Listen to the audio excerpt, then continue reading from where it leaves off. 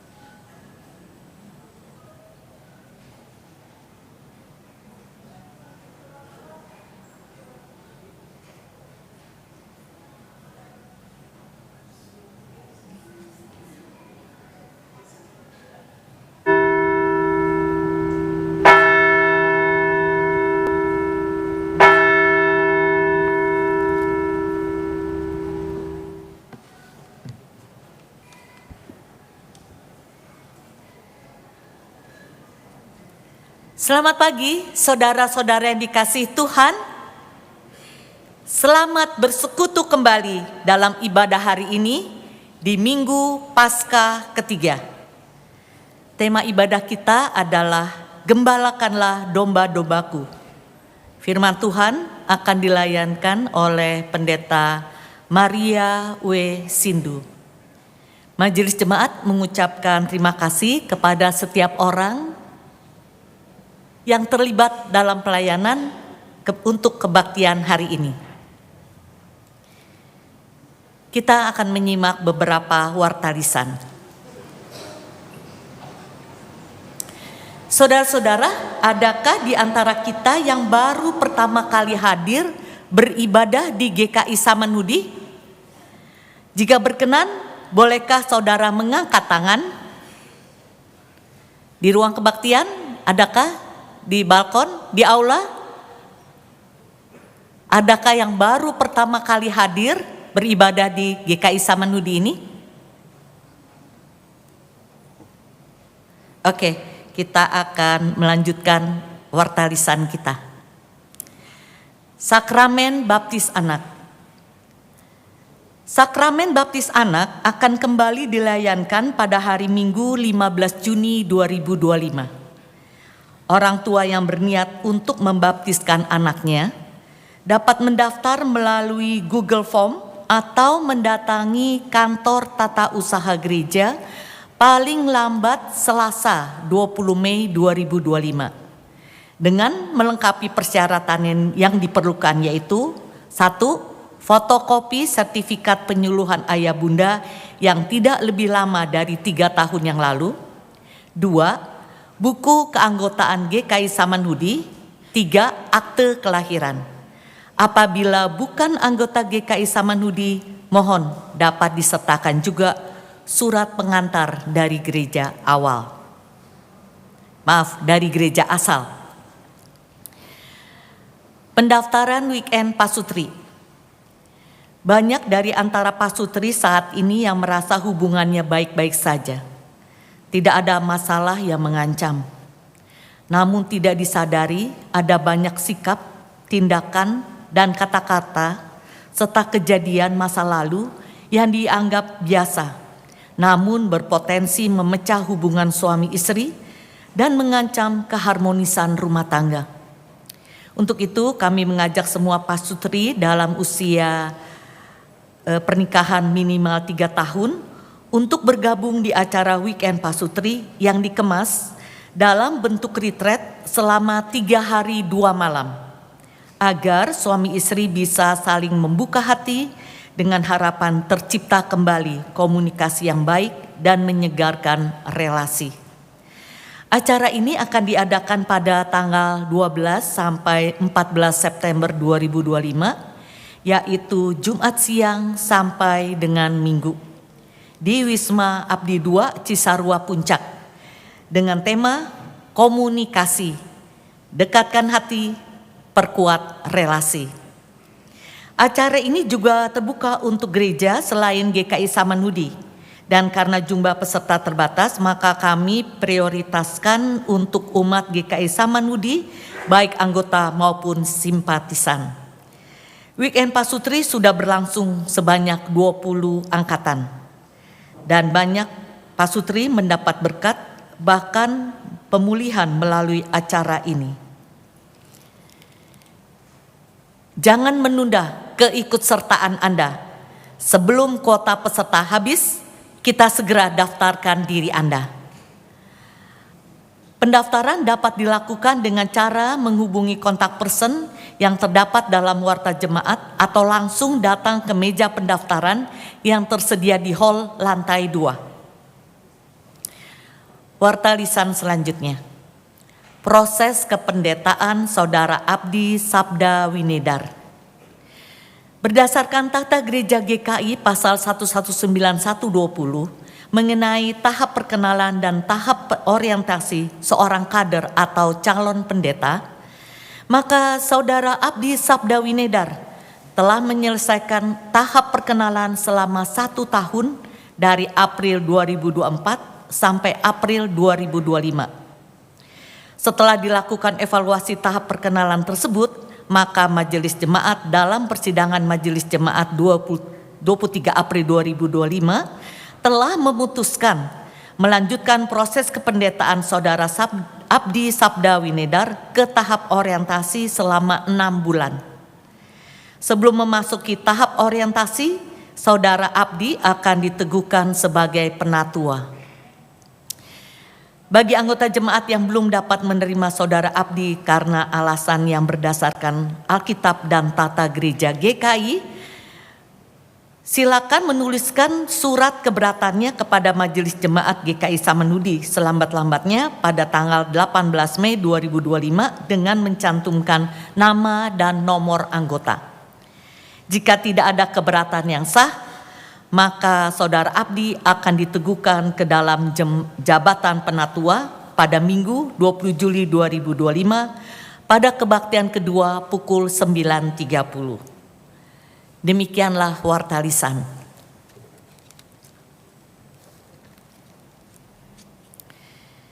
Umat Tuhan, marilah kita mengambil waktu teduh sejenak untuk menyiapkan hati sebelum memasuki kebaktian.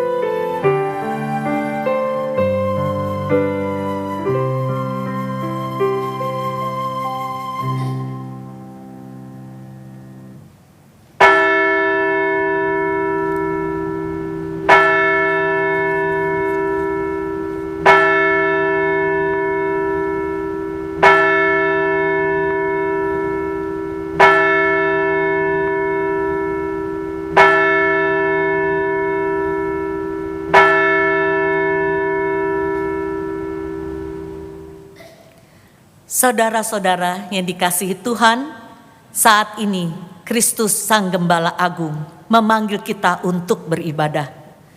Ia ingin memberi kita makanan rohani bagi jiwa. Ia ingin menuntun kita ke jalan yang benar. Maka marilah kita memuji Dia dan meninggikan namanya. Dengan penuh sukacita, marilah kita berdiri dan menyanyikan, puji Yesus, pujilah Juru Selamat.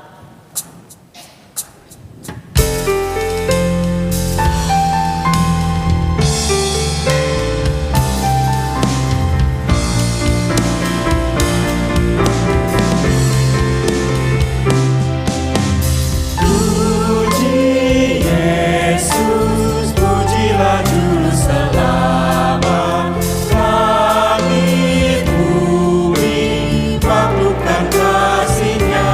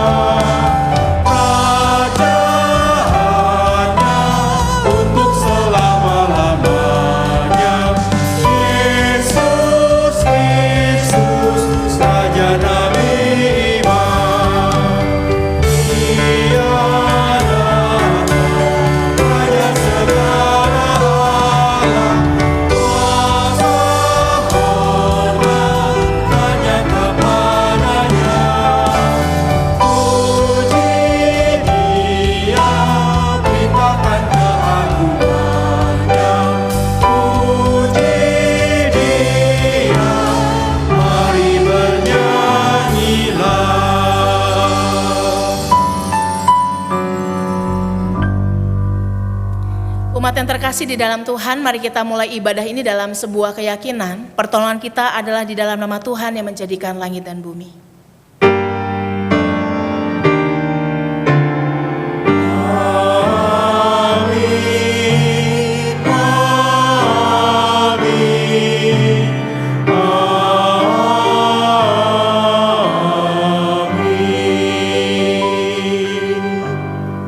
Tuhan beserta saudara. Dan beserta saudara juga.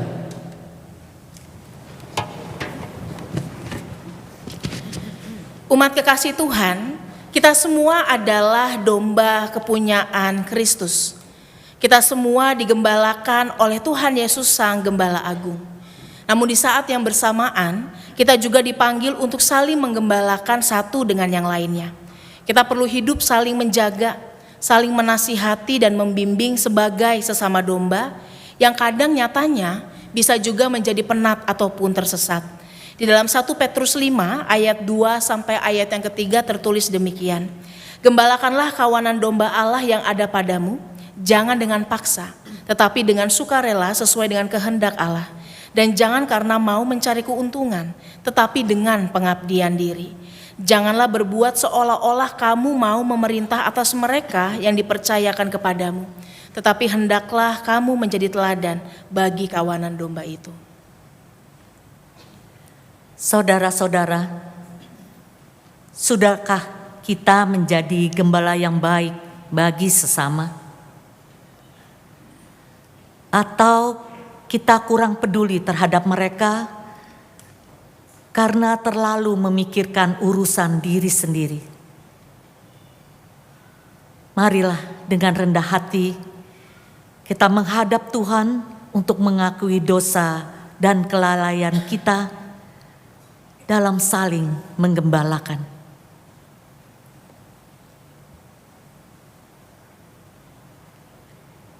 Ya Tuhan, Sang Gembala Agung, kami datang ke hadirat-Mu dengan hati penuh kerendahan. Engkau memanggil kami untuk saling menggembalakan. Namun seringkali kami lalai menjalankan tugas itu. Kesibukan, rasa malas, dan ketidaksabaran kerap kali membuat kami kurang peduli terhadap mereka yang butuh digembalakan. Kadang kami merasa tidak mampu menggembalakan orang lain karena diri kami sendiri belum dapat menjadi teladan iman. Ampunilah kami ya Tuhan atas setiap dosa, kelalaian, dan ketidakpedulian kami. Perbaharuilah dan bentuklah hidup kami agar semakin setia kepadamu. Berikanlah kepada kami kepekaan, keberanian, dan kesabaran untuk saling menggembalakan. Dalam nama Tuhan Yesus Kristus, Sang Gembala yang sejati, kami berdoa. Amin. Amin. Dan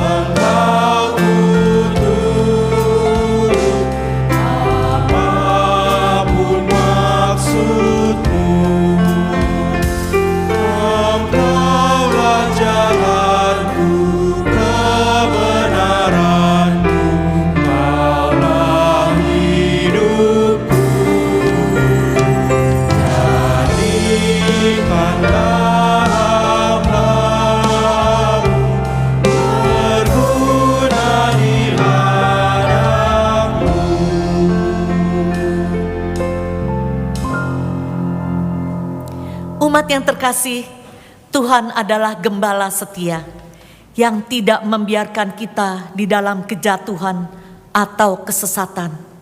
Ia senantiasa mengangkat kita, memulihkan dan menuntun kita kembali ke jalannya. Seperti tertulis dalam Yehezkiel 34 ayat 15 dan 16. Aku sendiri akan mengembalakan domba-dombaku, dan aku akan membiarkan mereka berbaring. Demikianlah firman Tuhan Allah. Yang hilang akan kucari, yang tersesat akan kubawa pulang, yang luka akan kubalut, yang sakit akan kukuatkan, serta yang gemuk dan yang kuat akan kuawasi. Aku akan menggembalakan mereka sebagaimana seharusnya. Di dalam Kristus engkau telah diampuni. Di dalam Kristus engkau pun telah diampuni. Damai Kristus bagimu. Damai Kristus bagimu juga. Marilah kita saling bersalaman untuk menyampaikan damai Kristus.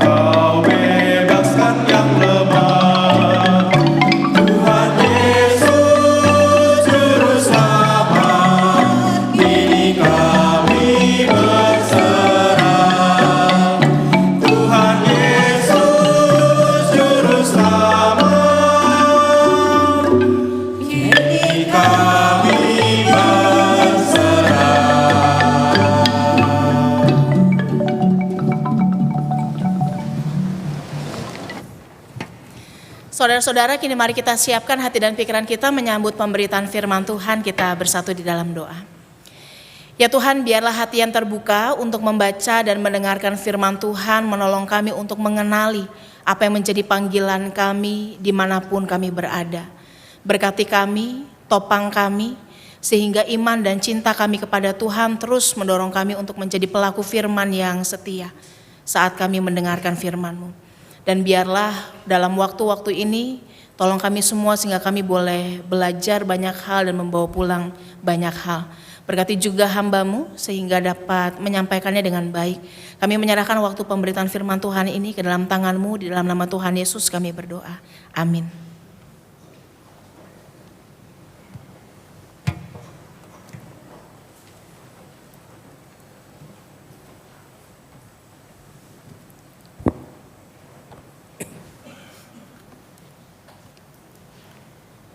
Bacaan Alkitab pertama terambil dari Kisah Para Rasul 9 ayat 1 hingga ayat 20. Sementara itu, hati Saulus masih berkobar-kobar untuk mengancam dan membunuh murid-murid Tuhan. Ia menghadap imam besar dan meminta surat kuasa untuk dibawa kepada rumah-rumah ibadat Yahudi di Damsyik, supaya jika ia menemukan laki-laki atau perempuan yang mengikuti jalan Tuhan, ia dapat menangkap mereka dan membawa mereka ke Yerusalem. Dalam perjalanannya ke Damsyik, ketika ia sudah dekat kota itu, tiba-tiba cahaya memancar dari langit mengelilingi dia. Ia rebah ke tanah dan mendengar suara yang berkata kepadanya, "Saulus, Saulus, mengapa engkau menganiaya aku?" Jawab Saulus, "Siapa engkau, Tuan?" Katanya, "Akulah Yesus yang kau aniaya itu. Tetapi bangunlah dan pergilah ke dalam kota. Di sana akan dikatakan kepadamu apa yang harus kau perbuat." Teman-teman seperjalanannya pun termangu-mangu karena mereka memang mendengar suara itu tetapi tidak melihat seorang pun. Saulus bangkit berdiri lalu membuka matanya, tetapi ia tidak dapat melihat apa-apa. Mereka harus menuntun dia masuk ke Damsyik. Selama 3 hari ia tidak dapat melihat, dan selama itu juga ia tidak makan dan minum. Di Damsyik ada seorang murid Tuhan bernama Ananias. Tuhan berfirman kepadanya dalam suatu penglihatan. "Ananias," jawabnya, "Ini aku, Tuhan." Firman Tuhan, "Bangkitlah dan pergilah ke jalan yang bernama Jalan Lurus, dan carilah di rumah Yudas seorang dari Tarsus yang bernama Saulus. Ia sedang berdoa." Dan dalam suatu penglihatan ia melihat bahwa seorang yang bernama Ananias masuk ke dalam dan menumpangkan tangannya ke atasnya supaya ia dapat melihat lagi. Jawab Ananias, "Tuhan, dari banyak orang telah kudengar tentang orang itu, betapa banyaknya kejahatan yang dilakukannya terhadap orang-orang kudus-Mu di Yerusalem. Lagi pula di sini dia memperoleh kuasa dari imam-imam kepala untuk menangkap semua orang yang berseru kepada nama-Mu. Namun firman Tuhan kepadanya, 'Pergilah, sebab orang ini alat pilihan bagiku untuk memberitakan namaku di hadapan bangsa-bangsa lain serta raja-raja dan orang-orang Israel. Aku sendiri akan menunjukkan kepadanya betapa banyak penderitaan yang harus ia tanggung oleh karena namaku.' Lalu pergilah Ananias ke situ dan masuk ke rumah itu. Ia menumpangkan tangannya ke atas Saulus, katanya, 'Saulus, saudaraku, Tuhan Yesus yang telah menampakkan diri kepadamu di jalan yang engkau lalui, telah menyuruh aku kepadamu supaya engkau dapat melihat lagi dan penuh dengan Roh Kudus.' Seketika itu juga seolah-olah selaput gugur dari matanya, sehingga dia dapat melihat lagi. Ia bangun lalu dibaptis. Setelah ia makan, pulihlah kekuatannya. Saulus tinggal beberapa hari bersama murid-murid di Damsyik. Ketika itu juga ia memberitakan Yesus di rumah-rumah ibadat dan mengatakan bahwa Yesus adalah anak Allah. Demikianlah firman Tuhan. Syukur kepada Allah.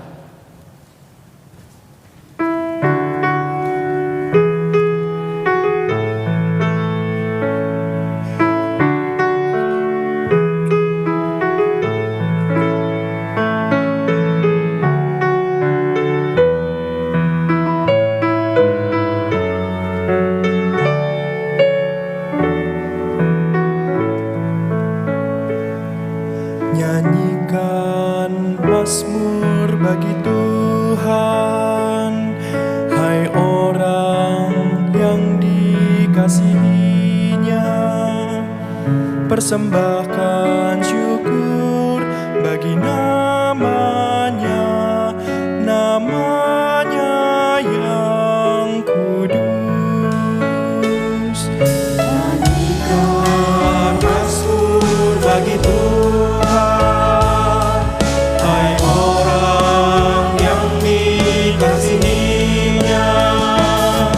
persembahkan syukur bagi namanya, namanya yang kudus. Aku akan memuji Engkau ya Tuhan, karena Engkau sudah menarikku ke atas dan tidak memberi musuh-musuhku bersuka atasku. Ya Tuhan, kepadamu ku teriak memohon, dan Engkau telah menyembuhkan penyakitku. Kau telah mengangkatku dari kematian, Kau hidupkan aku. Nyanyikan mazmur bagi Tuhan, hai orang yang dikasihi-Nya. Persembahkan syukur bagi namanya, namanya yang kudus. Hanyalah sesaat Ia murka padamu, namun sepanjang hidup murah hati padamu. Di sepanjang malam ada ratap tangis, di pagi sorak-sorai. Dalam kesenangan hatiku berkata padamu, aku takkan goyah selamanya ya Tuhan. Kau tempatkan aku atas gunung-gunung yang kokoh dan teguh. Nyanyikan mazmur bagi Tuhan, hai orang yang dikasihi-Nya. Persembahkan syukur bagi namanya, namanya yang kudus. Agar jiwaku nyanyikan mazmur bagimu, janganlah berdiam diri wahai jiwaku. Ya Tuhan Allahku, ku nyanyikan syukur selamanya bagimu.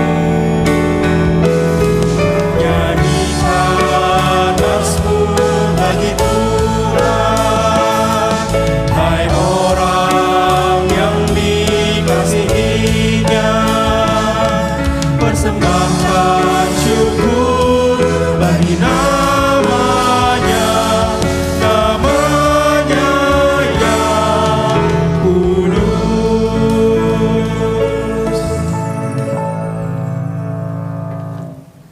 Bacaan kedua menurut kitab Wahyu pasal 5 ayat 11 sampai dengan ayat 14. Lalu aku melihat dan mendengar suara banyak malaikat di sekeliling tahta, makhluk-makhluk dan tua-tua itu. Jumlah mereka beratus-ratus ribu dan berjuta-juta. Dan mereka berkata dengan suara nyaring, Anak domba yang disembelih itu layak untuk menerima kuasa dan kekayaan, hikmat dan kekuatan, hormat, kemuliaan dan puji-pujian. Lalu aku mendengar semua makhluk yang di surga dan di bumi dan di bawah bumi dan di laut dan semua yang ada di dalamnya berkata, bagi Dia yang duduk di atas tahta dan bagi Anak Domba adalah puji-pujian, hormat, kemuliaan, dan kuasa sampai selama-lamanya. Keempat makhluk itu berkata, Amin. Dan tua-tua itu pun sujud dan menyembah. Demikianlah firman Tuhan.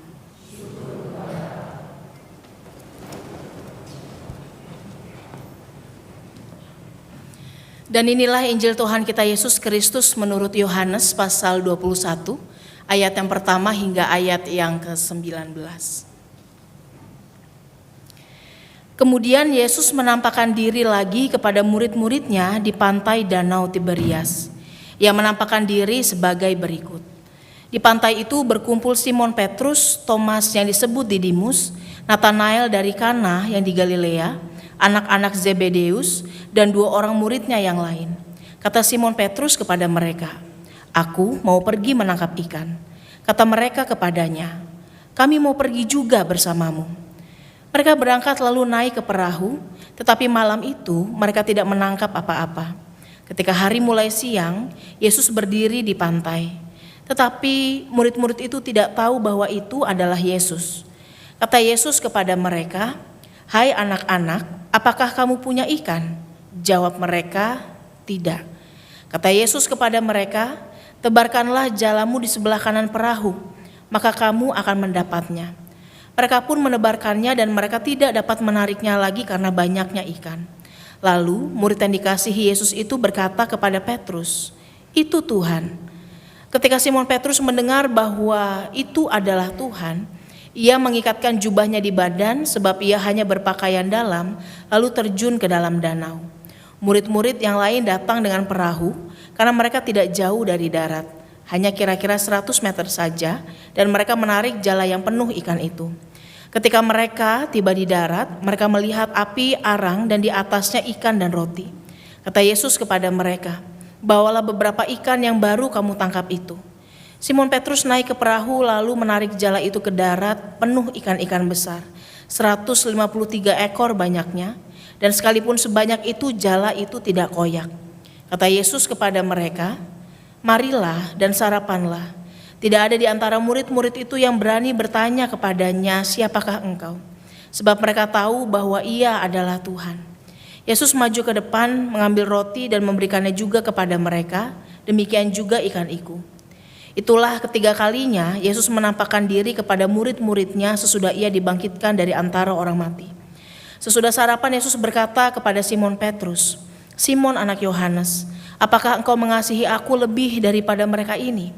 Jawab Petrus kepadanya, Benar Tuhan, engkau tahu bahwa aku mengasihi engkau. Kata Yesus kepadanya, Peliharalah anak-anak dombaku. Kata Yesus lagi kepadanya untuk kedua kalinya, Simon anak Yohanes, apakah engkau mengasihi aku? Jawab Petrus kepadanya, Benar Tuhan, engkau tahu bahwa aku mengasihi engkau. Kata Yesus kepadanya, Gembalakanlah domba-dombaku.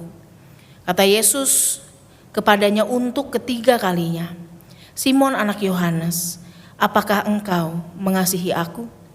Petrus pun merasa sedih karena Yesus berkata ketiga kalinya, apakah engkau mengasihi aku? Dan ia berkata kepadanya, Tuhan, Engkau tahu segala sesuatu. Engkau tahu bahwa aku mengasihi Engkau. Kata Yesus kepadanya, peliharalah domba-dombaku. Sesungguhnya aku berkata kepadamu, ketika engkau masih muda, engkau mengikat pinggangmu sendiri dan berjalan ke tempat yang kau kehendaki. Tetapi kalau engkau sudah tua, kau akan mengulurkan tanganmu dan orang lain akan mengikat engkau dan membawa engkau ke tempat yang tidak kau kehendaki. Hal ini dikatakannya untuk menyatakan bagaimana Petrus akan mati dan memuliakan Allah. Sesudah mengatakan demikian, ia berkata kepada Petrus, ikutlah aku. Demikianlah Injil Tuhan Yesus Kristus. Berbahagia kita yang tidak sekadar membaca tetapi juga melakukannya di dalam keseharian. Haleluya.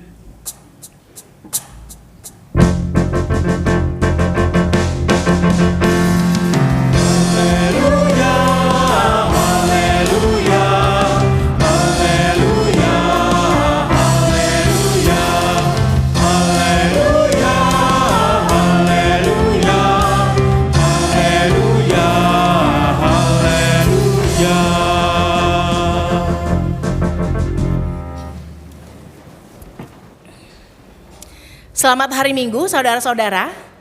Selamat hari Minggu ya. Semoga semua ada dalam keadaan yang baik, ada dalam keadaan yang sehat. Hari ini kita akan sama-sama merenungkan sebuah tema tentang gembalakanlah domba-dombaku.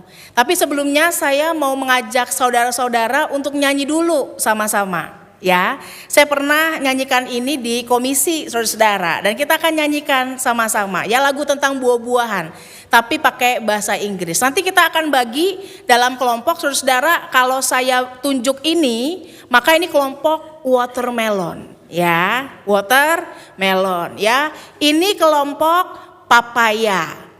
Nah, kalau yang di bagian bawah belakang yang di bawah balkon kanan kirinya itu banana. Ya, jadi kalau ini apa tadi? Kalau saya begini artinya banana. Ya, kalau saya begini artinya yang ada di balkon dan yang ada di aula itu pineapple. Bisa? Bisa ya, saudara ya. Kita coba ya. Watermelon, watermelon, papaya, papaya. Banana, banana, banana, banana, pineapple, pineapple. Gampang ya? Sekali lagi ya. Watermelon, mana suaranya? Papaya, papaya.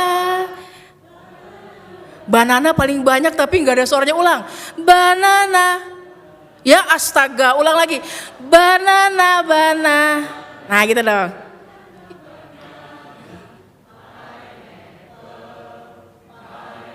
Nah tapi ini harus ada gayanya. Ya jadi banana tolong ada semangatnya sedikit ya, banana ya. Nah ini ada gayanya ya. Kalau saya bilang watermelon mesti begini. Gak ada watermelon yang begini saudara, gak ada. Ya jadi watermelon, watermelon. Kalau papaya itu lonjong, jadi gini. Papaya, papaya. Nah kalau banana sambil ngupas. Banana, banana, banana, banana. Pineapple, pineapple. Gampang ya? Yang di aula ikut juga ya? Oke, lihat tangan saya. Cakep.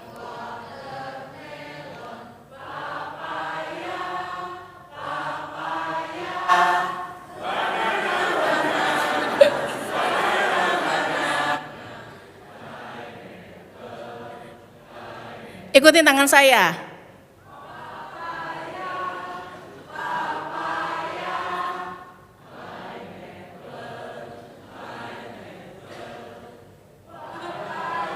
Papayanya diem ini nih.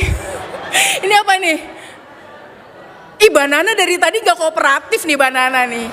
Coba mana banana 1, 2, 3. Ah gitu dong. Mana tangannya? Salah. Papaya, papaya.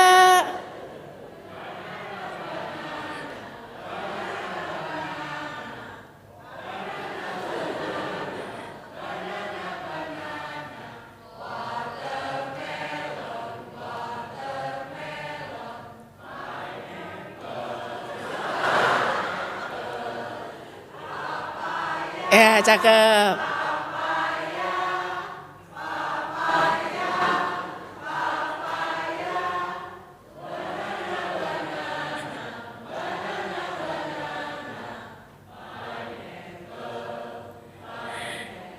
Oke ya, terima kasih. Ya, banananya seenggaknya udah mulai ada suaranya ya. Sekarang kalau misalnya saya minta saudara nyanyi sendiri ya, 1, 2, 3. Stop, emang saya mintanya nyanyi sendirinya itu sendiri-sendiri atau gimana? Hah? Mengikuti berdasarkan apa? Berdasarkan urutan, emang dari tadi ada urutannya? Ya, pokoknya watermelon udah percaya diri, tapi yang lain semua diam. Ya, mungkin kita akan berpikir ini siapa yang ditunjuk buat nyanyi, bener nggak? Ya, kita akan berpikir ini disuruh nyanyi bareng-bareng, tapi siapa yang harus mulai duluan? Karena kita biasanya mendapatkan perintah atau petunjuk untuk melakukan apa yang tadi dikerjakan bersama-sama. Nah, saudara, situasi di mana ketika diminta bersama nih, ada yang nyanyi, ada yang bengong gitu ya.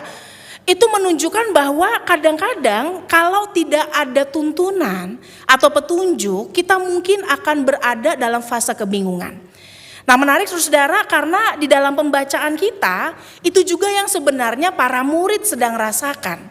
Ya, para murid gak sebangga geng watermelon begitu ya, ketika nyanyi langsung zut gitu ya. Tetapi ketika para murid mengalami kehilangan sosok yang dalam tanda kutip biasa menuntun mereka, sosok yang biasa memberitahu mereka tentang apa yang harus dikerjakan, maka mereka ada dalam fase kebingungan yang luar biasa karena kehilangan. Mengapa saudara? Karena yang namanya kehilangan, pulih dari sebuah kehilangan itu bukan hal yang mudah untuk dilakukan. Biasanya barengan ya, tahu mau melakukan A, B, C, D, E, tapi tahu-tahu jadi sendiri, tahu-tahu jadi kurang anggotanya. Biasanya kita mau ngelakuin A, B, C, D, E, tapi gak pernah ngerasain kalau saya tanpa dia gimana dan lain sebagainya. Ya, oleh karena itu saudara, melewati fase kehilangan atau pulih dari kehilangan itu bukan hal yang mudah. Saat para murid kehilangan Yesus, saudara, yang setiap itu ada bersama dengan mereka, dan ketika Yesus tidak ada lagi di tengah-tengah mereka, gak ada yang kasih tuntunan saudara. Gak ada lagi orang yang meneguhkan mereka tentang apa sih yang jadi tugas panggilan mereka. Gak ada lagi orang yang dalam tanda kutip jadi tempat bersandar bagi mereka saudara, sebagai tempat yang bisa memberi rasa aman dan juga kepastian.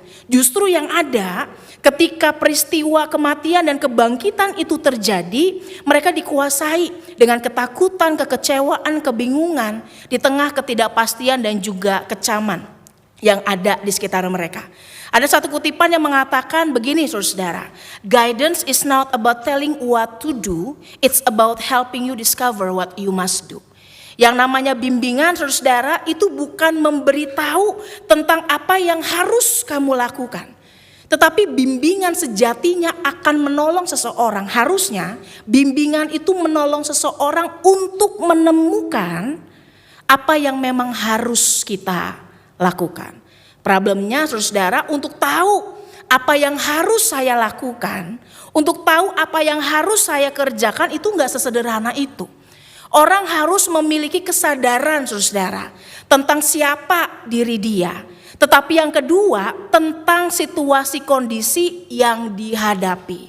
Problemnya para murid belum sampai kepada fase sudah menemukan, sudah tahu apa yang harus mereka lakukan. Mereka terhenti saudara, sempat mandek di dalam tahapan, di titik di mana mereka itu bergerak dan berdaya karena ada Yesus yang mengarahkan, karena ada Yesus yang menyuruh, ada Yesus yang memberitahu. Dan Yesus ini paham banget saudara, Yesus tahu betul apa yang jadi keterbatasan para murid dalam menjalani prosesnya masing-masing. Tetapi di sisi lain, Yesus itu juga punya hal besar. Yesus punya misi besar yang nantinya akan dipercayakan kepada para murid. Oleh karena itu saudara, Yesus mempersiapkan para murid untuk bisa melewati satu tahap demi satu tahap. Untuk melewati satu bagian demi satu bagian. Dan dalam hal inilah saudara-saudara kita melihat bahwa yang namanya kasih setia Tuhan Yesus itu nyata di dalam penggembalaan yang ia lakukan kepada murid-muridnya. Dalam situasi yang terdesak, dalam situasi yang mencekam, dalam situasi yang menyenangkan, Yesus selalu hadir dalam fase-fase kehidupan para murid dan juga kita semua. Cuma kadang-kadang masalahnya sulit untuk tahu dan benar-benar ngerasain bagaimana Yesus hadir dalam hidup kita. Kenapa saudara? Karena orang seringkali memaksakan bagaimana Tuhan harus hadir dalam hidupnya. Kalau misalnya saya mengalami masalah A, saya maunya ditolong dengan cara A, B, C, D, E. Sehingga kalau pertolongan Tuhan datang dalam bentuk yang lain, dalam cara yang lain, lewat jalan yang memutar, lewat orang lain, itu gak akan dirasa sebagai penyertaan Tuhan.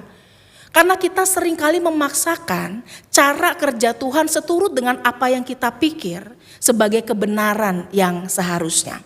Itulah yang seringkali membuat kita sulit, saudara, untuk melihat. Padahal Yesus selalu ada dalam setiap fase kehidupan kita. Orang kadang cuma ngelihat saudara susahnya aja, tapi lupa untuk hitung apa yang jadi berkat Tuhan. Dalam pembacaan kita saudara, kehadiran Yesus di pantai Danau Tiberias itu adalah penampakan yang keberapa saudara?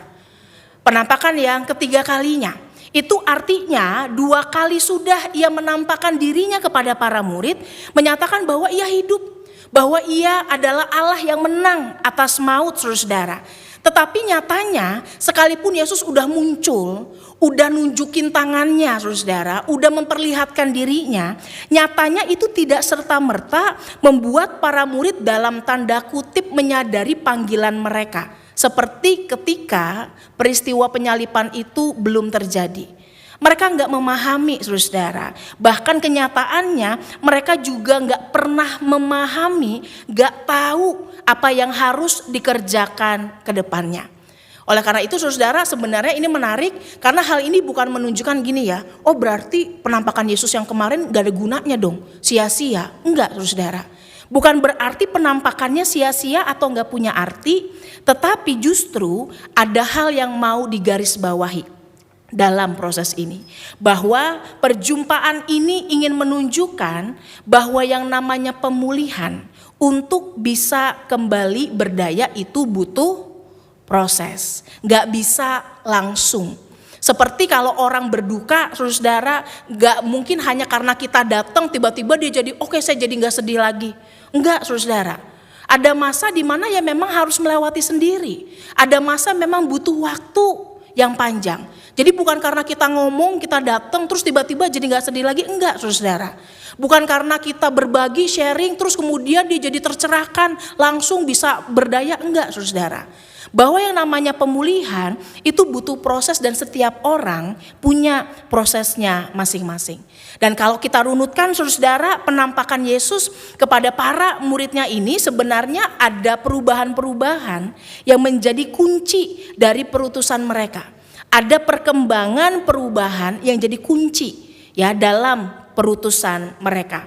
Kalau penampakan yang pertama saudara ada dalam keadaan yang apa?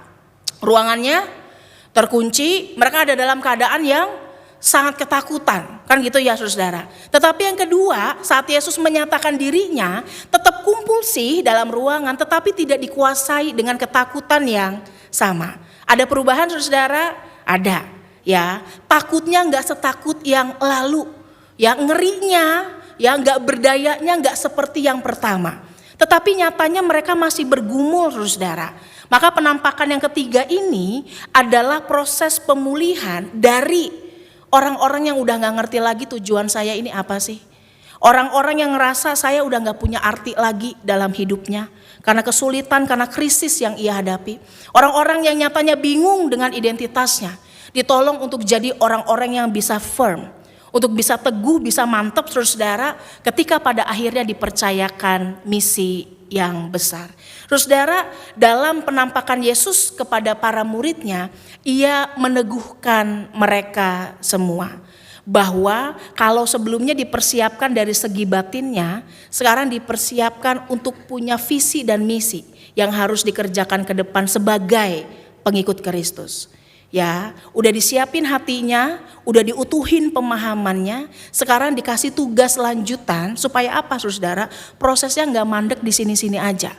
Ya, kalau kita jadi orang Kristen saudara berproses dalam hidup, mau apapun latar belakang kita, nggak boleh mandek hanya berhenti, tapi harus terus bergerak, terus mencoba, terus mengembangkan diri, melakukan apa yang seharusnya. That's why saudara dalam pembacaan kita, Yesus melakukan percakapan personal kepada Simon Petrus. Ditanya sampai 3 kali saudara, dengan pertanyaan yang kesannya sama. Dan Petrus merespons itu saudara dengan kesedihan hati yang luar biasa. Sekali nanya, apakah engkau mengasihi aku? Ya Tuhan. 2 kali nanya, 3 kali nanya. Petrus merasa sedih saudara, dia merasa berduka saudara. Dia merasa tersinggung, dia merasa gelisah. Padahal ketika Yesus menanyakan itu berkali-kali, Yesus bukannya mau nyindir Petrus. Kamu sayang gak sama aku? Tapi kemarin mengkhianati gitu ya. Kamu mengasihi aku enggak? Tapi baru sebentar udah keok ya. Enggak saudara. Saat Yesus bertanya berkali-kali, Yesus bukan mau dalam tanda kutip menarik lagi apa yang pernah Petrus lakukan atau menyalahkan dia. Tetapi Yesus mau mengajak Petrus untuk lihat ini secara utuh. Itu udah pernah terjadi, it's okay. Sekarang saatnya maju ke depan. Itu udah pernah terjadi dan kamu salah dalam hal itu, and it's okay. Tapi sekarang saatnya maju ke depan. Sekarang saatnya kita mengubah apa yang jadi langkah ke depan kita. Saudara ingat, kita gak akan bisa mengubah masa lalu. Benar ya? Kita gak akan bisa coba saya terlahir kembali, gak ada saudara ya. Masa lalu udah lewat itu gak akan bisa kita ubah, tapi kita bisa menentukan apa yang terjadi di masa depan kita dengan menentukan langkah kita hari ini. Ya, itu yang berusaha Yesus sampaikan. Maka Yesus menyampaikan saudara bahwa ada tugas perutusan yang harus kamu kerjakan ketika engkau mengikut Yesus dalam proses yang terus maju, dalam proses yang terus berjalan. Standarnya apa? Caranya apa? Apakah engkau mengasihi aku? Ya Tuhan. Apakah engkau mengasihi aku? Ya Tuhan.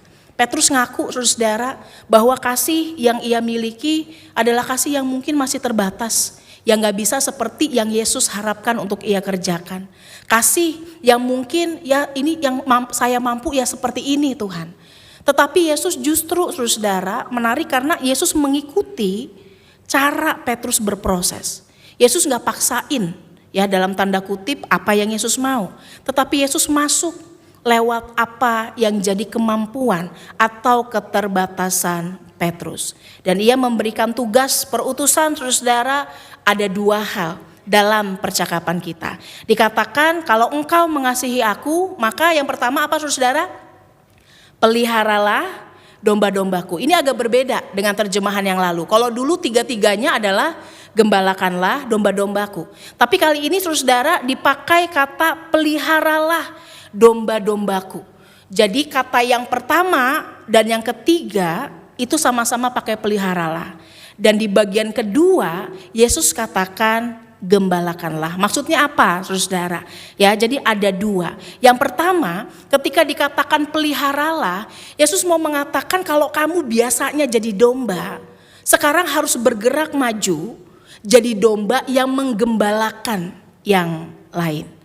Ya, dan ketika dikatakan peliharalah domba-dombaku, kata aslinya itu mau bicara tentang memberi makan saudara, titik. Tetapi memberi makan dalam sebuah nuansa, kita ini adalah seorang guru Kristen yang memberikan contoh dan teladan bagaimana seharusnya seseorang menjalani kehidupan.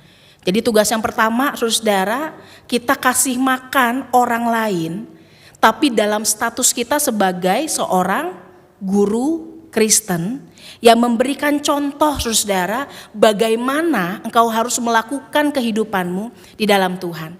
Kalau guru kan mesti contohin saudara, betul enggak?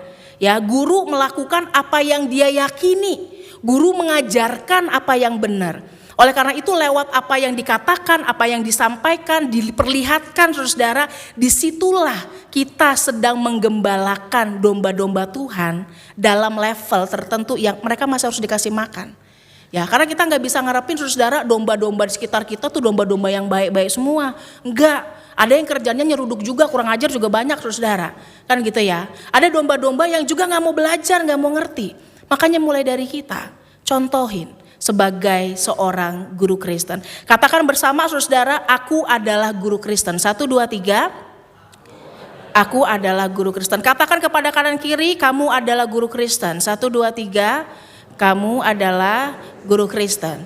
Ya, namanya guru Kristen saudara, dalam pekerjaan kita, dalam pelayanan kita harus jadi teladan.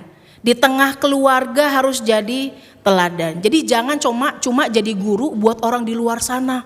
Ya, kasih memberi di luar sana, tapi anak kita nggak pernah diperhatiin. Ya, kasihan amat. Ya, jadi teman yang baik, pendengar yang baik buat orang di luar sana, tapi ngobrol sama keluarga juga nggak pernah. Ya, kasihan amat. Gitu ya saudara ya. Jadi menjadi guru Kristen itu menunjukkan atau mendorong kita untuk kasih makan orang lewat teladan yang kita berikan. Dan yang kedua saudara, ketika dikatakan gembalakanlah, dalam kata aslinya ada yang memberi makan, tetapi juga to tend a flock, menjaga kawanan domba. Untuk menjaga domba-domba itu, untuk kasih aturan, untuk menyediakan tempat mereka makan saudara, untuk membangun tubuh Kristus, untuk melayani satu dengan yang lain, dan memberikan jiwa itu makanan yang bergizi bagi jiwanya. Ya, memberikan orang atau diri kita makanan yang bergizi. Artinya apa saudara? Kalau sebelumnya kita diajak untuk jadi guru Kristen yang kasih contoh dan teladan, dikasih makan lewat teladan saya. Yang kedua, Yesus mau mengatakan gak bisa cuma sampai berhenti kasih contoh dan teladan. Enggak. Tapi harus terlibat lebih jauh, harus terlibat lebih dalam, punya hati untuk peduli dan menjaga persekutuan kita bersama. Untuk saling menjaga dimanapun kita berada. Untuk bisa ketika melakukan sesuatu, apakah itu adalah makanan yang bergizi enggak? Buat jiwa kita, buat orang lain. Atau jangan-jangan itu sesuatu yang sebenarnya enggak menjadi contoh yang baik. Ya, bukannya membagikan firman Tuhan malah bagiin gosip saudara. Ya, bukan bagiin firman Tuhan malah bagiinnya fitnah. Ya, bukan bagiinnya firman Tuhan malah bagiinnya hoax. Itu kan enggak bergizi saudara. Ya, merusak jiwa kita. Maka yang kedua, saat dikatakan gembalakanlah, kita diminta untuk gak sekadar jadi guru yang kasih contoh, tapi sekarang ikut sama-sama berproses. Jagain bareng, lakuin sesuatu dalam persekutuan kita, di tengah pekerjaan kita. Bukan cuma kamu harus begini, kamu harus enggak, tapi lakukan dan praktikan itu bersama. Jaga, kasih aturan supaya jangan sampai saya dan juga orang-orang yang ada di dalamnya saudara, itu jadi tersesat berjamaah. Ya, oleh karena itu saudara, ini menjadi dua hal yang penting untuk dikerjakan. Yang pertama, katakan aku adalah guru Kristen. 1, 2, 3. Aku adalah guru Kristen. Dan yang kedua, aku ingin terlibat. Aku ingin terlibat lebih dalam. Saudara, ini yang mendorong kita menjadi misi yang Tuhan kerjakan. Kalau saudara menyatakan saya mengasihi Tuhan, tapi saya gak bisa Tuhan mengasihi yang sehebat Tuhan. It's okay saudara. Kita bisa melakukan apa yang jadi bagian kita. Dalam pembacaan kita di Kisah Para Rasul, saudara, kita ngeliat perubahan Saulus yang luar biasa. Benar gak? Pertama-tama Saulus itu dikasih makan sama Yesus. Dikasih contoh dan teladan. Tapi pada akhirnya dia step up. Dia melangkah masuk ke fase berikutnya saudara. Untuk jadi orang yang terlibat langsung menjaga kawanan domba. Membentuk, mendorong semuanya agar bisa berjalan dengan baik. Saudara, setiap kita mungkin punya starting point yang berbeda-beda. Ada yang memang dasarnya udah domba yang baik saudara. Ya, tapi ada yang domba, jadinya domba yang nakal saudara, kabur-kaburan mulu. Orang Kristen sih, tapi kelakuannya rada-rada. Ya, ada yang bahkan mungkin saudara hidupnya penuh dengan dosa seperti apa yang disampaikan oleh Saulus. Justru melakukan apa yang sebaliknya yang Tuhan kehendaki. Mungkin starting point kita bisa beda-beda saudara. Tapi yang terpenting adalah Yesus mau ikut dalam keterbatasan kita. Kita mau gak melakukan dua hal tadi? Kita mau gak mengerjakan itu? mulai dari orang-orang yang terdekat dan kemudian kepada mereka yang jauh. Jangan terus-terusan saudara jadi domba, apalagi domba yang kelakuannya bikin sakit kepala dan gak jadi berkat. Ya, kita diajak untuk jadi dombanya Tuhan, nempel dan dengar sama Tuhan, ikut apa yang jadi arahan Tuhan, tetapi belajar juga untuk menjadi gembala yang juga memberkati orang-orang yang ada di sekitar kita. Di tengah-tengah kita, saudara, ada para rekan-rekan yang akan kita lantik, kita teguhkan untuk terlibat lebih dalam di dalam pelayanan. Yang bukan hanya sekadar tahu harus melakukan apa, tetapi juga mau mengerjakan itu dalam lingkup pelayanan yang lebih dalam. Dan kita mengucap syukur kalau rekan-rekan kita, saudara, memenuhi panggilan pelayanan yang Tuhan kasih. Ingat saudara, harapannya yang melayani ini bukan cuma wajah yang ini aja saudara, tapi kita, ya, boleh nggak kita tanamkan dalam diri kita satu orang satu pelayanan saudara. Apapun yang saudara bisa kerjakan, beri diri untuk Tuhan, lakukan sesuatu, satu orang satu pelayanan. Makin banyak makin puji Tuhan asal gak keteteran saudara, gitu ya. Kita mau mengucap syukur kalau bersama dengan umatnya di tengah-tengah jemaat ini, kita akan sama-sama melantik dan juga meneguhkan rekan-rekan kita dalam proses pelayanan yang akan mereka kerjakan. Oleh karena itu biarlah kesadaran untuk melayani bukan hanya menjadi tanggung jawab yang ada di depan sini saudara, tetapi juga tanggung jawab kita semua untuk memberi apa yang bisa kita kerjakan. Coba Banana mana suaranya? Siap dong, gimana? Ulang Banana mana suaranya?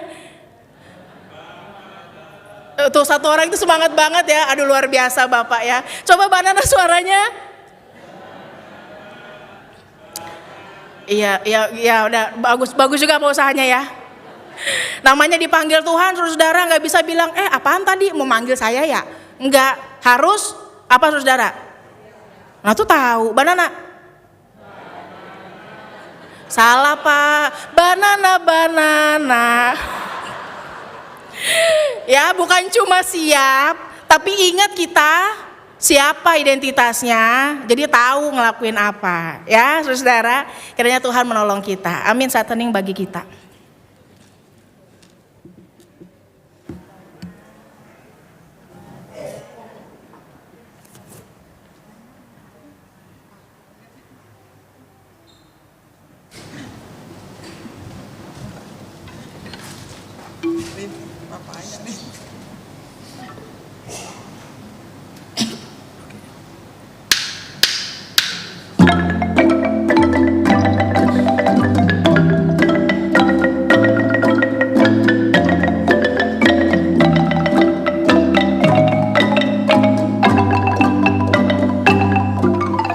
Gembalakanlah kawanan domba Allah yang diserahkan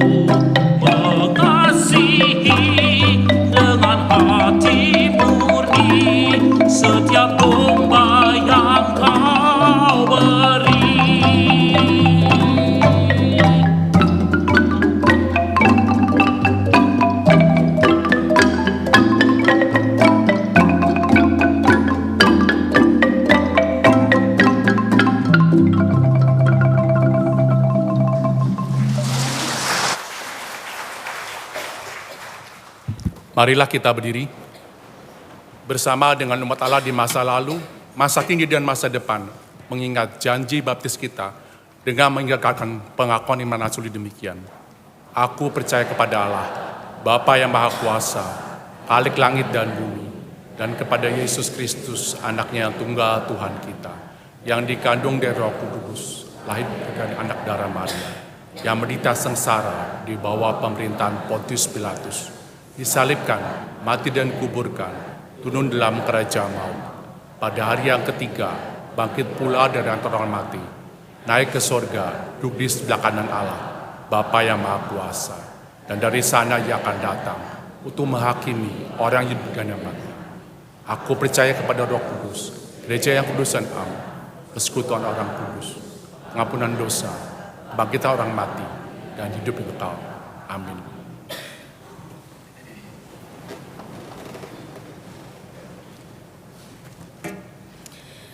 Saudara-saudara, sebagai gereja Yesus Kristus, kita semua dipanggil untuk berperan serta di dalam mengerjakan misi Allah dengan mengusahakan damai sejahtera di tengah situasi yang senantiasa berubah dan juga berkembang. Allah berkenan memilih dan memakai umatnya untuk menjadi rekan sekerjanya. Dan di dalam mengerjakan misi Allah itu, kita semua dipanggil untuk jadi rekan sekerja Tuhan.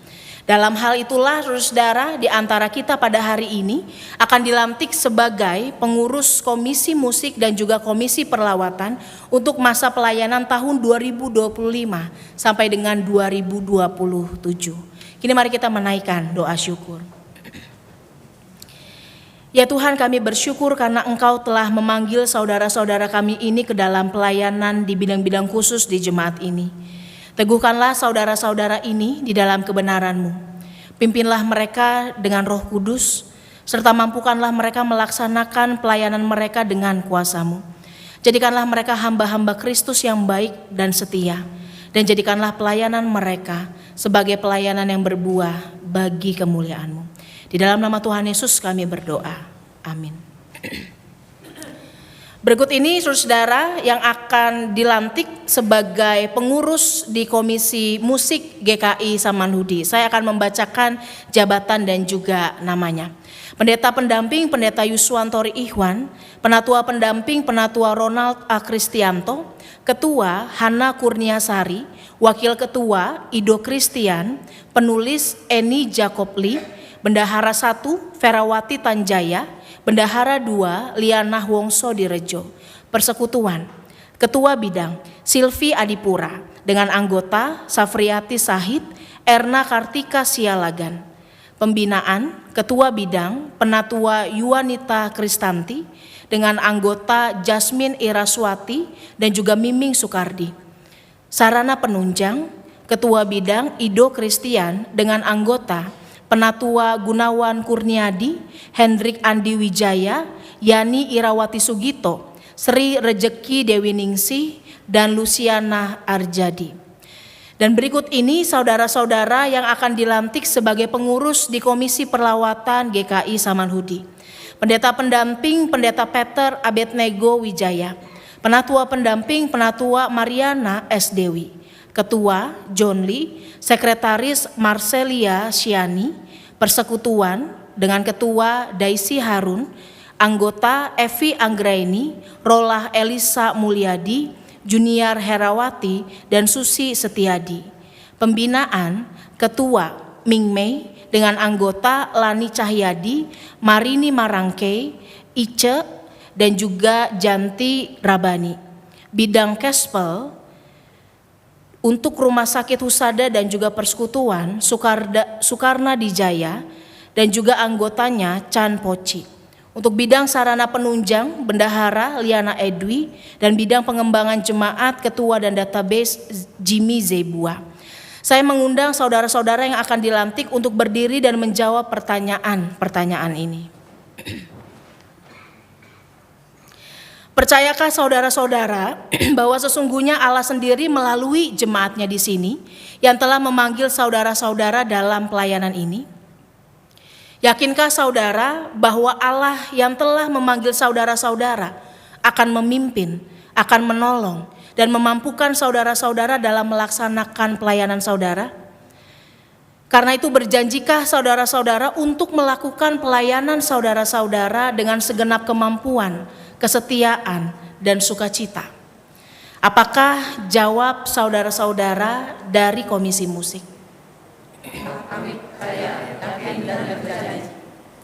Apakah jawab saudara-saudara dari Komisi Perlawatan? Ya, kami percaya, yakin, dan berjanji. Saudara, di dalam nama Bapa, Anak, dan Roh Kudus, kami melantik saudara-saudara sebagai pelayan Tuhan dalam pengurus Komisi Musik dan Komisi Perlawatan untuk masa pelayanan tahun 2025 sampai dengan 2027. Kiranya Allah yang telah memanggil saudara-saudara ke dalam pelayanan ini menguduskan dan memelihara roh, jiwa, dan tubuh saudara sehingga tak bercacat pada kedatangan Yesus Kristus Tuhan kita. Ia yang memanggil saudara adalah setia, ia juga akan menggenapinya. Amin.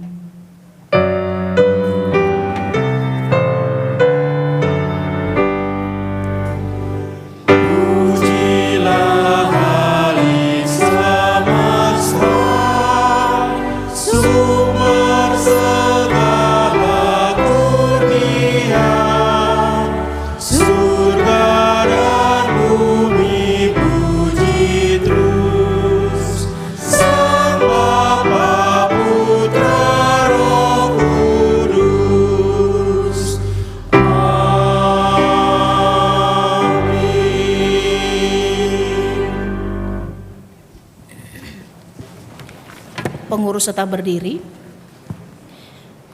Saudara-saudara pengurus Komisi Musik dan Komisi Perlawatan yang dikasihi Tuhan, inilah jemaat Tuhan, silakan sambil menghadap saudara ke arah umat. Inilah jemaat Tuhan yang menantikan pelayanan saudara-saudara. Berdirilah teguh, jangan goyah, dan giatlah selalu di dalam pekerjaan Tuhan, sebab kamu tahu bahwa dalam persekutuan dengan Tuhan, jerih payahmu tidak sia-sia.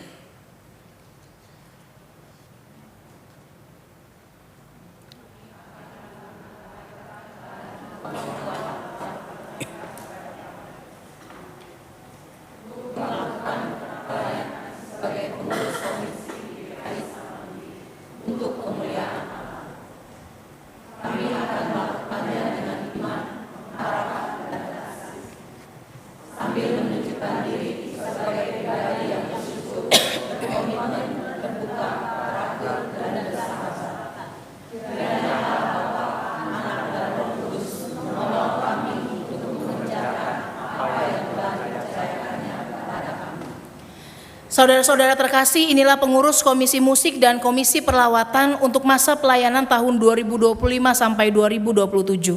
Sambutlah, dukunglah, dan bekerja samalah dengan mereka dalam membangun jemaat Tuhan. Kami menyambut mereka dan akan mendukung serta bekerja sama dengan mereka dalam kesungguhan iman, pengharapan, dan kasih kami untuk kemuliaan Tuhan. Dipersilakan untuk duduk. Kini kita akan sama-sama menaikkan doa syafaat. Mari kita bersatu di dalam doa. Ya Tuhan, kami rindu untuk menjadi orang-orang yang bisa terus maju dalam proses mengikut Tuhan. Kami adalah domba-domba yang dikasihi Tuhan dan kami mau juga untuk mengerjakan panggilan Tuhan menjadi gembala bagi sesama kami. Maka biarlah keberanian, semangat, dorongan untuk terus melakukan apa yang jadi bagian kami boleh kami kerjakan dengan sebaik-baiknya. Doa kami agar dimanapun kami berada, dalam seluruh tanggung jawab yang Tuhan percayakan, kami boleh berlaku seperti guru-guru Kristen yang mengajarkan, yang memberi teladan, tetapi kami juga boleh terlibat lebih dalam untuk bisa melakukan perubahan, untuk menyatakan bakti kami kepada Tuhan. Maka biarlah semangat untuk berkarya, untuk berproses, terus Tuhan tambah-tambahkan kepada kami dari hari ke hari. Biarlah ketika kami datang ke sini saat ini, datang beribadah kepada Tuhan, hati kami juga dipenuhi dengan sukacita yang akan kami bawa pulang sebagai semangat, sebagai api yang akan membakar kami untuk melakukan pekerjaan kami. Kami berdoa mengucap syukur untuk GKI Samanhudi. Tuhan kiranya terus memberkati jemaat-Mu, sehingga dalam proses ke depan, dalam pelayanan-pelayanan yang Tuhan percayakan bersama dengan para pengurus dan juga umat, bersama dengan kami seutuhnya, kami juga boleh melakukan apa yang jadi bagian kami dengan sebaik-baiknya. Kami rindu untuk melayani Tuhan, bukan melayani kepentingan kami. Kami rindu untuk sama-sama terlibat aktif sehingga boleh membangun hidup persekutuan bersama di tempat ini. Secara khusus kami ingin berdoa bagi pergumulan jemaat Tuhan di sini tentang ketersediaan lahan parkir. Engkau tahu Tuhan bahwa kami bergumul dan membutuhkan lahan parkir untuk menunjang pelayanan kami, untuk mengembangkan pelayanan kami. Maka biarlah dalam pergumulan bersama ini kami juga boleh memberi diri untuk melakukan apa yang bisa kami kerjakan. Tidak hanya mendoakan tetapi juga mensupport secara materi, tetapi juga melakukan apa yang bisa kami kerjakan dalam proses mewujud nyatakan hal ini. Kami rindu pada waktunya ketika kami bisa dipercayakan untuk memiliki lahan parkir yang baru, pelayanan kami boleh semakin baik, hidup berjemaat kami juga boleh semakin diberkati. Kami juga saat ini ingin mengucap syukur untuk gugus depan Pramuka yang berulang tahun ke-49. Tuhan, kami berterima kasih untuk kasih dan penyertaan Tuhan yang tidak pernah habis dalam kehidupan mereka. Dalam tahun-tahun yang sudah Tuhan sertai, Tuhan menolong mereka untuk menjadi pewarta kabar baik. Dalam tahun-tahun yang sudah Tuhan sertai, mereka dimampukan untuk dapat terus membentuk karakter anak-anak, untuk terus dapat menjadi orang-orang yang mandiri, untuk menjadi orang-orang yang terus bisa berproses di dalam iman dan juga karakter Kristus. Kami rindu agar Pramuka bisa semakin bertumbuh dan menjadi berkat. Berkati para pembimbing yang juga menjadi bagian di dalamnya, biarlah sukacita dan semangat dari Tuhan senantiasa menyertai. Kami juga ingin berdoa bagi bangsa dan negara kami, bagi keadaan dunia yang juga sedang tidak baik-baik saja, di tengah berbagai pergumulan, ketidakpastian, di tengah berbagai kekacauan, perang dan juga bencana alam. Engkau tahu betapa beratnya hari-hari yang kami jalani belakangan ini di tengah segala ketidakpastian, tapi kami sungguh berdoa agar kami boleh berserah penuh kepada Allah yang pasti. Kami boleh sungguh-sungguh bisa melewati hari demi hari di dalam pertolongan Tuhan. Doa kami agar intervensi Tuhan menolong, agar dunia ini bisa ada dalam keadaan yang damai, dalam keadaan yang baik. Terlebih biarlah kami juga boleh berperan secara nyata, mendukung negeri kami, melakukan apa yang bisa kami kerjakan di dalam perbedaan, menjadi rakyat yang juga mengawasi banyak hal, sehingga hidup bersama jalannya negeri ini, jalannya dunia ini, bisa menjadi keprihatinan yang kami kerjakan dengan baik. Kami menyerahkan dunia dan Indonesia ke dalam tangan kasih Tuhan, berkaryalah atas kami semua. Kami juga berdoa bagi kami di dalam usia yang semakin bertambah, di dalam keterbatasan yang kami rasakan. Tuhan, kiranya penyertaan-Mu ada bersama dengan kami, memberkati kami dengan kesehatan dan kekuatan. Dan dalam tugas yang Tuhan berikan, sebagai orang tua, sebagai pasangan, sebagai anak ataupun saudara, dalam seluruh hal yang dipercayakan kepada kami rindu untuk dapat melakukan yang terbaik. Kami menyerahkan pergumulan kami, kerinduan kami ke dalam tangan kasih Tuhan. Tuhan yang kiranya bukakan banyak jalan baik bagi kami. Kami menutup doa ini dengan doa yang sudah Tuhan ajarkan kepada kami semua, demikian.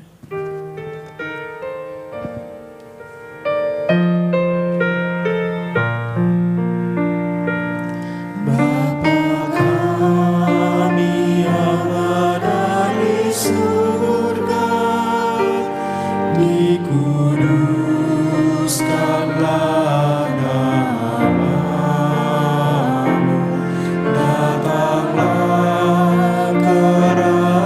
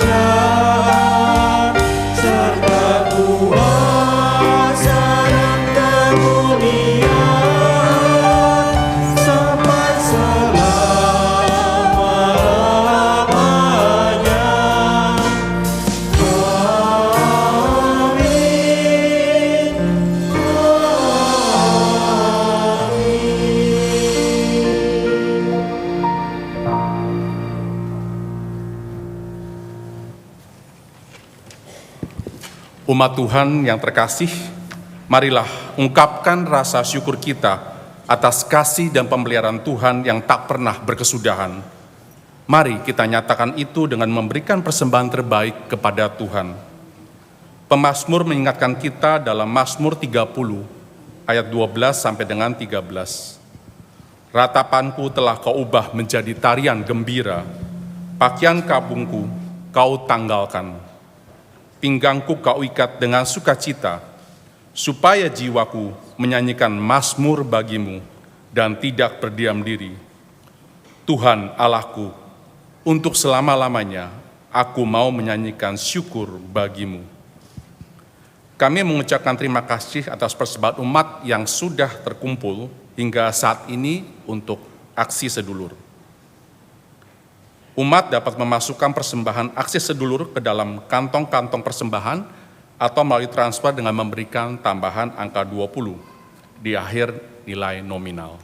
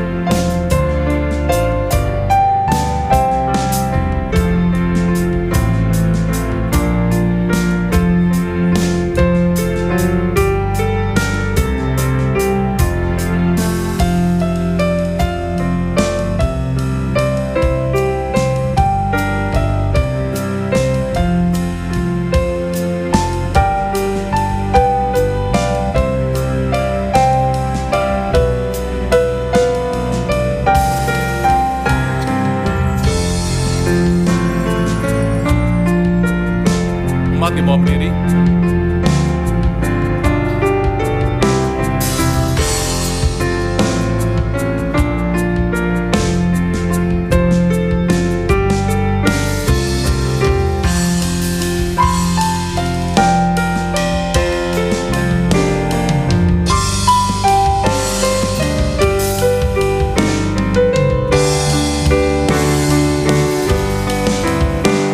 Setiap hari raya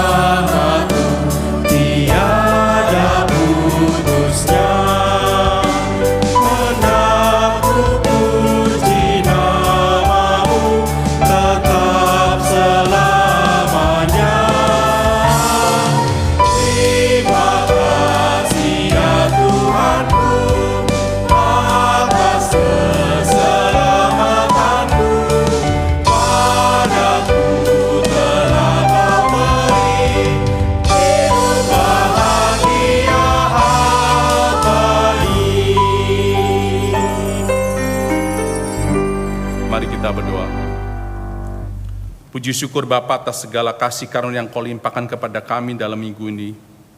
Begitu nyata cinta-Mu kepada kami ya Bapa. Kami membawa persembahan ini hanya kepadamu saja Bapa. Dan Kau juga akan memberkati tangan-tangan yang akan mengelolanya. Biarlah dapat dipakai untuk pemulihan besar kerajaan-Mu. Terima kasih ya Bapa. Hanya dalam nama Yesus kami berdoa. Amin.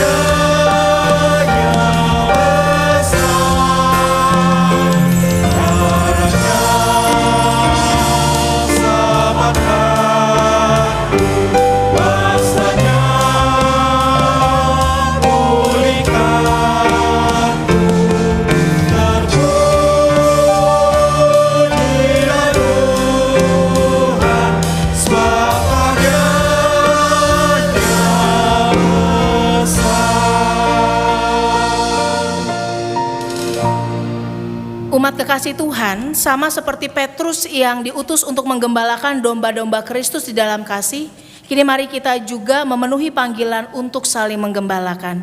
Mari kita selalu siap sedia untuk memberi pertolongan tanpa pamrih, membalut yang terluka, mencari mereka yang terbelenggu, dan berkarya bagi mereka yang tersisih. Tuhan mengutus kita.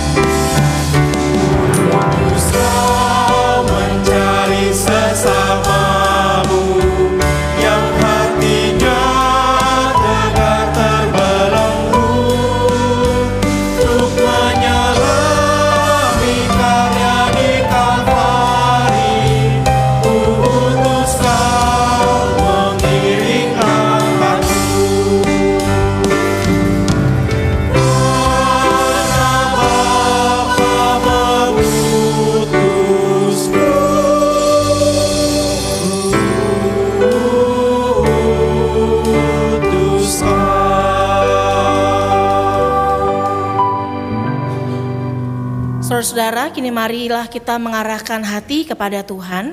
Kami mengarahkan hati kami kepada Tuhan. Jadilah saksi Kristus, Syukur kepada Allah, terpujilah Tuhan. kini dan selamanya. Kini pergilah ke dalam kehidupan kita masing-masing dan terimalah berkat Tuhan. Kasih karunia Tuhan Yesus Kristus dan kasih Allah di dalam persekutuan Roh Kudus menyertai kamu sekalian mulai dari hari ini sampai selama-lamanya. Haleluya.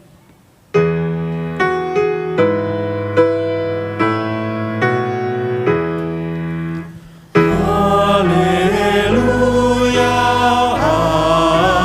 amin.